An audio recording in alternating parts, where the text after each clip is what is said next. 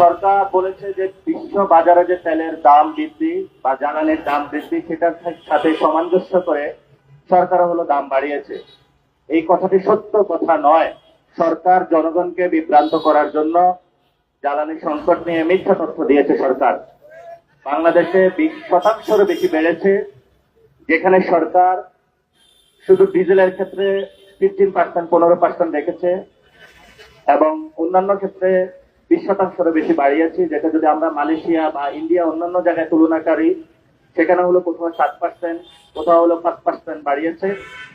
এবং শুধু এটার ক্ষেত্রে নাই, আমাদের যে নিত্য ব্যবহারিক যে এলপিজি গ্যাস সেখানেও সরকার একসাথে 40%-এর উপরে বাড়িয়েছে, তারপরে কিছু অংশ কমিয়েছে, তবে সেখানে সরকার যা বাড়ানোর তা বাড়িয়ে দিয়েছে। তো পরিবহন খাতে এমনি বড় একটি প্রভাব পড়বে বাংলাদেশে, যেহেতু আমাদের গরিব দেশ, বিভিন্ন জায়গায় পণ্য আনা নেওয়া করতে হয়। মানুষ কর্মের কারণে রংপুর থেকে ঢাকা আসে, চিটাগং থেকে ঢাকা আসে, বিভিন্ন কারণে একটা মানুষ এই ভাড়াগুলা মানুষের নাগালের বাহিরে চলে যাবে। আমাদের যে পণ্য ব্যবস্থা সেই পণ্য ব্যবস্থার উঠানামা, যে সাপ্লাই চেইন রয়েছে সেখানেও দাম বৃদ্ধি হবে।